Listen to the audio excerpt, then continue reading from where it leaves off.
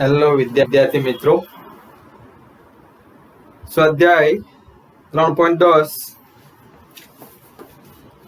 એક metre bridge આકૃતિમાં દર્શાવેલ છે. માં વાય અવરોધ 12.5 હોય ત્યારે છેડા એ થી તટસ્થ બિંદુ 39.5 મીટર 39.5 સેન્ટીમીટર અંતરે મળે છે. અવરોધ એક્સ શોધો. શા માટે વેસ્ટર્ન બ્રિજ અથવા તો મીટર બ્રિજ માં અવરોધો વચ્ચેનું જોડાણ જાડી પટ્ટીઓ દ્વારા કરવામાં આવે છે. બી, જો એક્સ અને વાય ના સ્થાનો અદલાબદલી કરવામાં આવે તો તટસ્થ બિંદુનું સ્થાન શોધો. બ્રિજના તટસ્થ બિંદુ આગળ ગેલ્વેનોમીટર અને બેટરીને અદલાબદલી કરતા શું થશે? તટસ્થ બિંદુ આગળ, બરાબર છે, શું ગેલ્વેનોમીટર કોઈ પ્રવાહ બતાવશે? 12.5 ઓહમ મળે છે. y બરાબર 12.5 ઓહમ. પહેલામાં y બરાબર 12.5 ઓહમ અને L બરાબર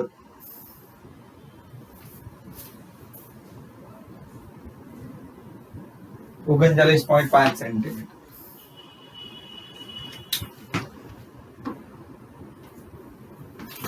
L બરાબર 39.5 સેન્ટીમીટર.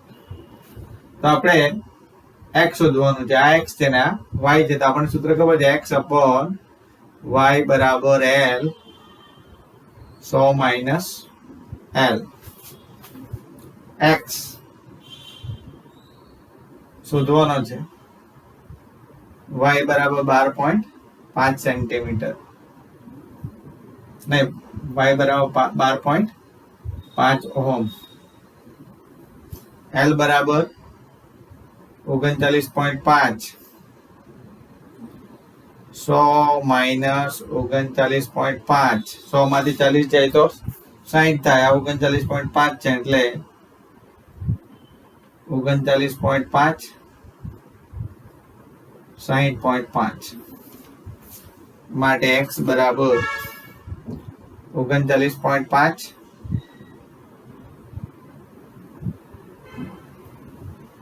60.5 ગુણ્યા 12.5. તો આપણી પાસે કેલ્ક્યુલેટર છે, આપણે કેલ્ક્યુલેશન કરીએ તો 39.5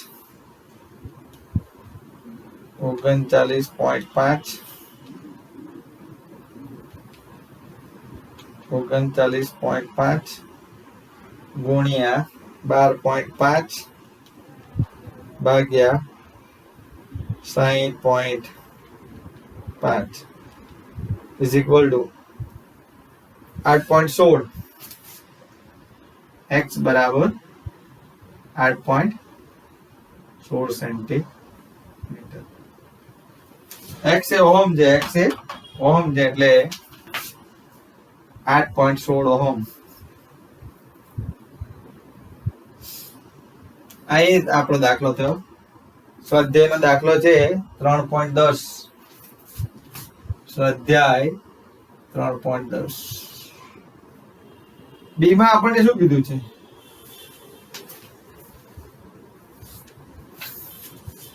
શા માટે વેસ્ટર્ન બ્રિજ ના અવરોધોનું જોડાણ જાડી પટ્ટી દ્વારા કરવામાં આવે છે? એમાં જ પૂછેલું છે.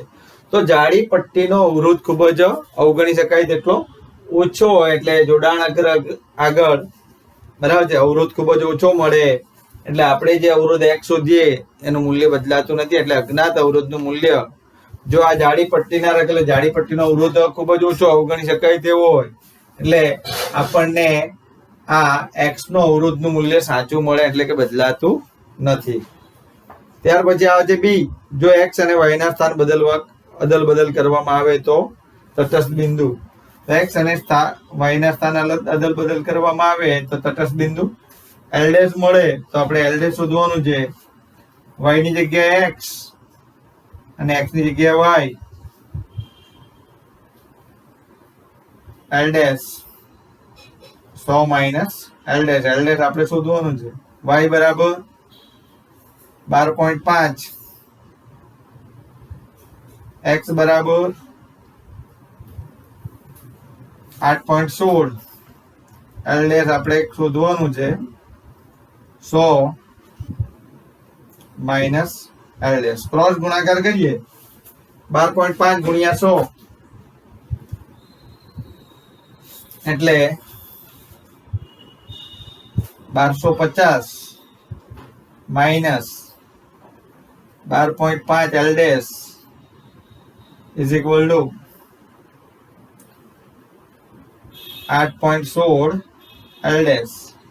હવે આ બાજુ જાય તો 12 ને 8 20, 20.66, 0.5 વત્તા 0.16 એટલે 0.66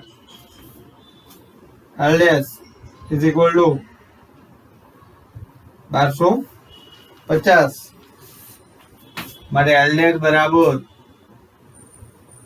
1250 ભાગ્યા 20.66, 20.66.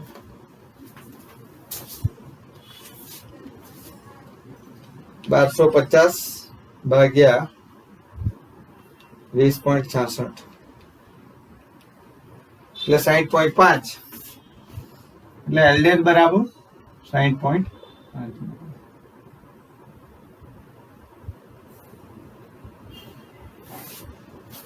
હવે સી તો પહેલા આપણે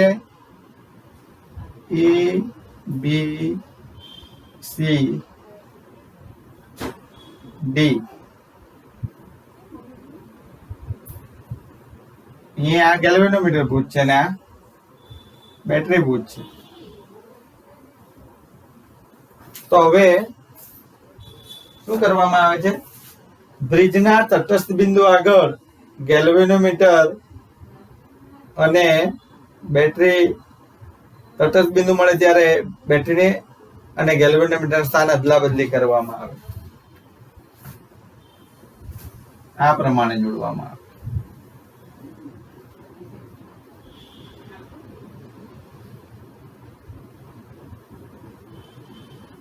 અહીંયા ગેલ્વેનોમીટર જોડવામાં આવે અને અહીંયા બેટરી જોડવામાં આવે.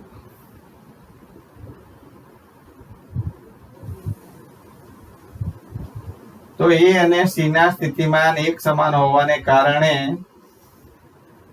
એ અને સી ના સ્થિતિમાન એક સમાન થઈ જાય એટલે એ અને સી વચ્ચે કોઈ વિદ્યુત પ્રવાહ વહેતો નથી, એટલે ગેલ્વેનોમીટર માંથી વિદ્યુત પ્રવાહ વહેશે નહીં. ત્યાર પછી આવે છે સ્વાધ્યાયનો 3.11મો દાખલો. સ્વાધ્યાય 3.11.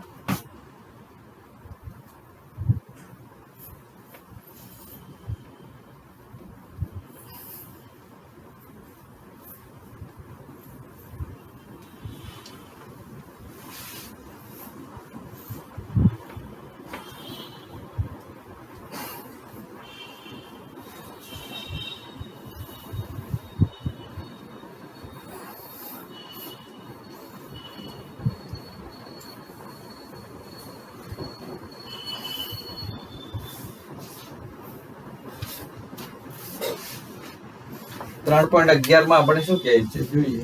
3.11 8 વોલ્ટ ઈએમએફ ની અને 0.5 ઓહમ આંતરિક અવરોધ ધરાવતી સંગ્રાહક બેટરીને 120 વોલ્ટ વાળા ડીસી સપ્લાય વડે 15 ઓહમના અવરોધ મારફતે વિદ્યુત ભારિત કરવામાં આવે છે. વિદ્યુત ભારની પ્રક્રિયા દરમિયાન બેટરીનો ટર્મિનલ વોલ્ટેજ શોધો. તો આ ડીસી પ્રાપ્તિ સ્થાનનો વોલ્ટેજ છે વી. શ્રેણી અવરોધ આર. બેટરીને ચાર્જ કરવામાં આવે છે. બેટરીનો આંતરિક અવરોધ ના આપેલો હોય તો 0 ગણવાનું. તો વી બરાબર અહીંયા આપેલા છે આપણને 120 વોલ્ટ, 120 વોલ્ટ. બેટરીનું ઈએમએફ વી બરાબર 8 વોલ્ટ અને આંતરિક અવરોધ R બરાબર 0.5 ઓહમ. અને વિદ્યુત પ્રવાહ ચાર્જિંગ પ્રવાહનો કંટ્રોલ કરવા માટે 15.5 ઓહમનો અવરોધ જોડવામાં આવે છે. તો terminal voltage V is equal to E minus IR. એટલે અહીંયા આપણને I ની જરૂર પડશે, એટલે પહેલા આપણે I શોધીએ. તો I બરાબર, ચલો જવાબ I બરાબર V minus E R plus R. V બરાબર 120, E બરાબર 8 વોલ્ટ, R બરાબર 0.5 પ્લસ 15.5. 120 માંથી 8 જાય તો 112 ભાગ્યા 16. 112 ભાગ્યા 16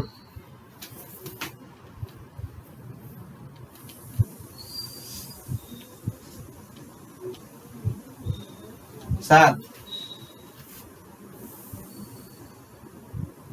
એમ્પિયર. તો ચાર્જિંગ પ્રવાહનું મૂલ્ય છે 7 ampere. V is equal to E plus IR. અહીં બેટરી ચાર્જ થાય છે, બેટરી ચાર્જ થતો હોવાથી terminal voltage V is equal to IR અથવા તો V ઇઝ ઇક્વલ ટુ આ અવરોધના બે છેડા વચ્ચે વિદ્યુત સ્થિતિમાનનો તફાવત ના V ચાર્જ થતી હોવાથી V is equal to E plus IR ની મદદથી શોધી શકાય. તો E બરાબર આપણને આપેલો છે 8, I બરાબર 7 ગુણ્યા 0.5, 7 3.5 એટલે 11.5 વોલ્ટ. તો થયો 11.5 વોલ્ટ. ત્યાર પછી આપણને કઈ કીધું છે જોઈએ અંદર. વિદ્યુત ભારણની પ્રક્રિયા દરમિયાન બેટરીનો ટર્મિનલ વોલ્ટેજ કેટલો? વિદ્યુત ભારણ માટેના પરિપથમાં શ્રેણી અવરોધ રાખવાનો હેતુ શું? તો આ શ્રેણી અવરોધ એ ચાર્જિંગ પ્રવાહના નિયંત્રણ માટે રાખવામાં આવે છે. જો આ અવરોધ ઓછો હોય, આ અવરોધ ના રાખવામાં આવે તો અહીંયા જો આપણે અવરોધ ના રાખવામાં તો આ પ્રવાહનું મૂલ્ય ખૂબ જ વધી જાય. 112 ભાગ્યા 0.5 થઈ જાય. આ 0 હોય, આ પદ જો 0 થાય તો આ 112 ભાગ્યા 0.5 એટલે 224 એમ્પિયર થઈ જાય. એટલે ચાર્જિંગ પ્રવાહનું મૂલ્ય ખૂબ જ વધી જાય. તો ચાર્જિંગ પ્રવાહને નિયંત્રણ માટે આપણે શ્રેણી અવરોધ જોડીએ છીએ. ત્યાર પછી આવે છે 3.12.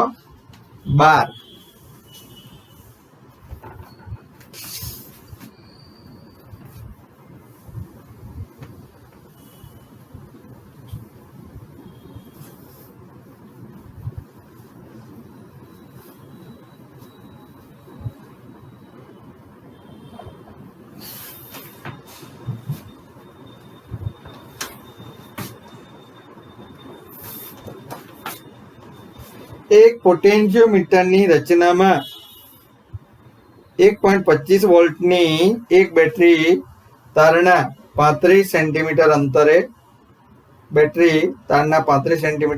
અંતરે તટસ્થ બિંદુ આપે. T1 બરાબર 12.5 વોલ્ટની બેટરી માટે L1 બરાબર 35 સેન્ટીમીટર મળે છે. હવે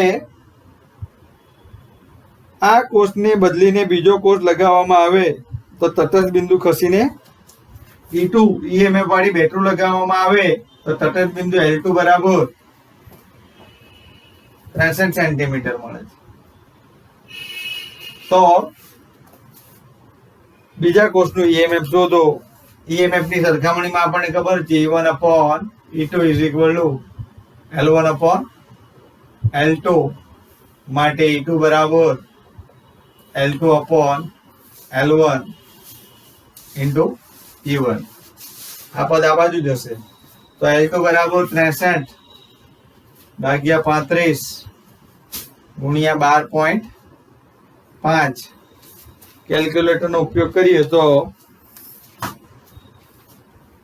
63.5 63 ગુણ્યા 12.5 ભાગ્યા 35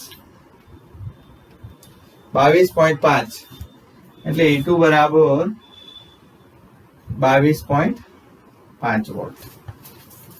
ત્યાર પછી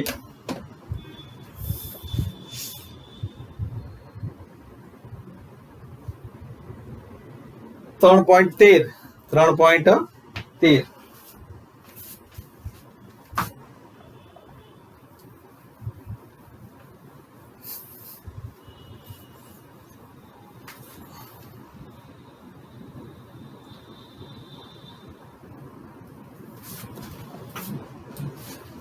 ઉદાહરણ 3.1 માં કોપર સુવાહકમાં મુક્ત ઇલેક્ટ્રોનની અંદાજિત સંખ્યા ગણતા n બરાબર 8.5 into 10 raised to minus 28 metre cube inverse. આવા ઇલેક્ટ્રોનને L બરાબર 3 મીટર લાંબા લાંબા તારના એક છેડાથી બીજા છેડા સુધી ડ્રિફ્ટ થતા કેટલો સમય લાગશે? સમય શોધવાનો છે. તારના અર્ધનું ક્ષેત્રફળ એ બરાબર 2 into 10 raised to -6 metre square અને તારમાંથી વહેતો વિદ્યુત પ્રવાહ અને તેમાંથી 3 એમ્પિયર જેટલો પ્રવાહ હોય છે. તો આપણને ખબર છે ડ્રિફ્ટ વેગ vd બરાબર અંતર ભાગ્યા સમય. તો અહીંયા vd નું સૂત્ર આપણને ખબર છે, જે બરાબર NEVD, જે બરાબર I upon A is equal to NEVD. તો vd બરાબર થશે I upon NEA. એટલે vd બરાબર L by T is equal to I upon NEA. આપણે સમય મેળવવાનો છે માટે સમયને કરતા બનાવે તો T બરાબર NEA upon I into L. Value મૂકીએ 8.5 into 10 raised to 28, 1.6 into 10 raised to minus 19, 2 into 10 raised to minus 6 અને L બરાબર 3 ભાગ્યા I બરાબર 3 એમ્પિયર. આ 3 કેન્સલ. 28 19 ને 25 19 ને 25 ને 28 માંથી 25 જાય તો 3. હવે આપણે કેલ્ક્યુલેશન કરીએ તો